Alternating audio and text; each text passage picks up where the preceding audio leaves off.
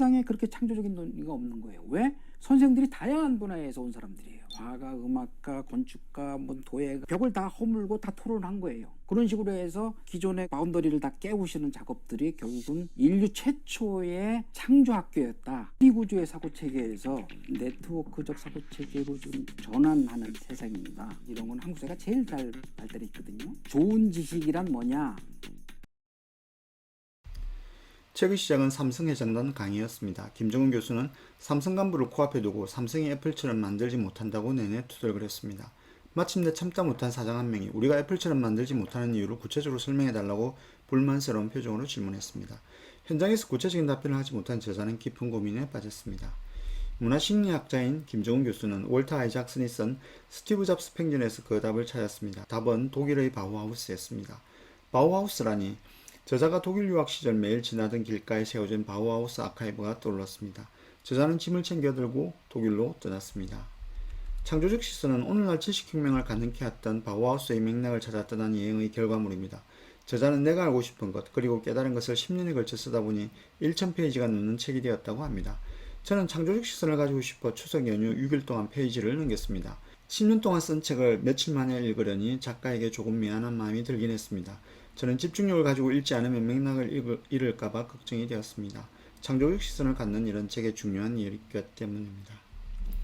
바우하우스는 짓는다는 뜻인 바우에는 명사형, 바우와 집을 짓는다는 하우스를 합친 단어입니다. 1919년에 독일 동쪽 리팅겐 지역의 작은 도시 바이마르에 국립학교로 개교했습니다. 1925년에는 데사우로, 1932년에는 베를린으로 이전했습니다. 나치가 득세한 후 1933년에 문을 닫았습니다. 이 바우하우스가 창립했을 당시에 학생 모집을 위한 선언문에는 미래의 새로운 건축을 위해서는 조각이나 회화 같은 순수 미술과 또 공예 같은 응용 미술이 통합되어야 한다 등의 내용이 있었는데요. 이를 배경으로 학생들은 새로운 방식의 커리큘럼으로 교육을 받았다고 합니다. 네, 형태는 기능을 따른다라는 말이 바로 바우하우스의 슬로건이었는데요. 네, 바로 애플이나 무인양품, 또 이케아, 또 브라운 등 이름만 들어도 엄청난 기업들이 이 바우하우스의 신념을 따랐는데요. 애플사의 CEO였던 스티브 잡스는 자기 자신을 바우하우스의 후예다라고 이야기할 정도였다고 하고요. 바우하우스의 교장인 발트 그로피우스는 예술과 기술의 통합이라는 교육 목표를 세우고 장식적인 예술을 실용적인 기술에 접목시키는 시스템을 만들었습니다. 교수라는 명칭 대신 마이스트라는 명칭을 사용하고 분야별 공방을 중심으로 실기 위주의 수업을 진행하였습니다. 작업 주문이 들어오면 마이스트와 학생이 함께 작업을 하고 연극과 음악회, 가정 무대회를 개최하기도 했습니다.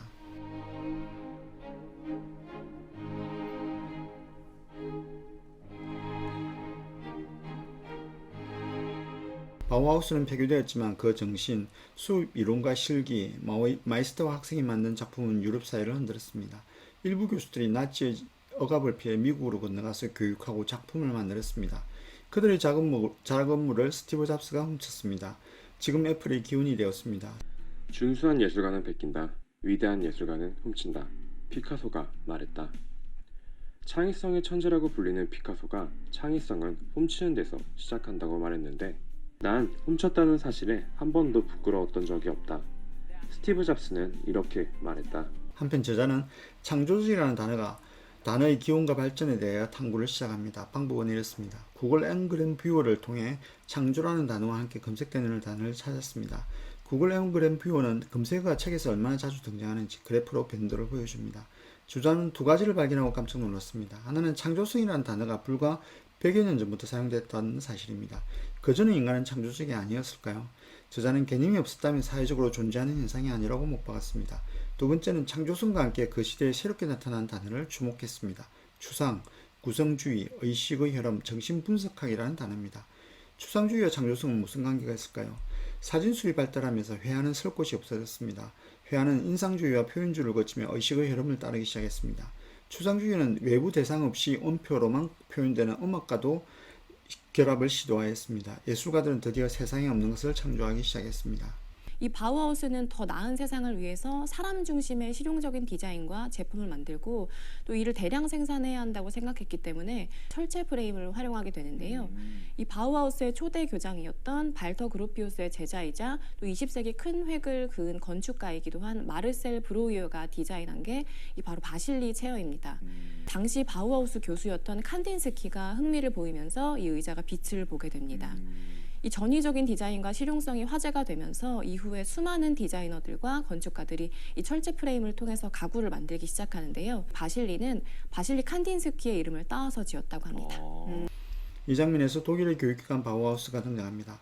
추상화를 최초로 시작한 바실리 칸딘스키, 파울 클레가 바우하우스의 선생이었습니다. 이들의 교육을 받은 제자들이 작품 전시회를 열고 졸업 후 새로운 건축물, 공예, 산업 제품을 디자인하기 시작했습니다.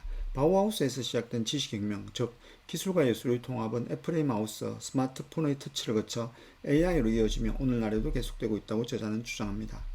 하나의 사상을 맥락으로 설명한다는 것은 엄청난 에너지와 끈기, 창조성이 필요한 일입니다. 창조적 시선에 대한 설명을 김정은 교수가 해냈습니다. 저자는 역사적 사실과 위대한 사상가 예술가의 생각을 편집하여 하나의 흐름으로 만들었습니다. 아르놀트 하우스의 문학과 예술의 세계사를 다시 읽는 느낌이 들었습니다. 바우하우스에서 시작된 유리혁명이 관찰 예능의 훔쳐보기로 어떻게 진화되었는지 설명하는 부분에서는 고개가 절로 끄덕여졌습니다. 저자는 기념하고 장식적인 예술이 어떻게 건축과 디자인으로 작동하게 되었는지 잘 설명해 줍니다. 문화심리학자들께 독자의 의식과 심리를 읽어내는 데 자질이 있습니다. 창조적 시선을 읽고 개인적인 숙제를 받았습니다. 나는 창조성을 어떻게 연마할 것인가? 창조 방법론에 대한 고민입니다. 답은 훔치는 것입니다. 편집입니다. 편집하는 훈련을 해야겠습니다. 미각과 청각, 시각을 섞어보고 머릿속에 있는 것을 끄집어내어 실천으로 옮겨봐야겠습니다.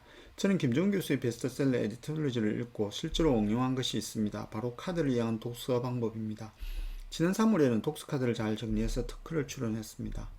창조적 식선, 10년의 준비를 거친 만큼 책은 단단합니다. 목침으로서도 좋습니다. 페이지에 압도되었다면 서점에 가셔서 프롤로그라도 읽어보시길 권합니다. 고맙게도 핵심 내용을 잘 정리해 주셨습니다. 더 읽고 싶다면 카드를 꺼내시면 됩니다. 이상으로 창조적 식선에 대한 책 소개를 마칩니다. 좋아요와 구독도 부탁드립니다. 감사합니다.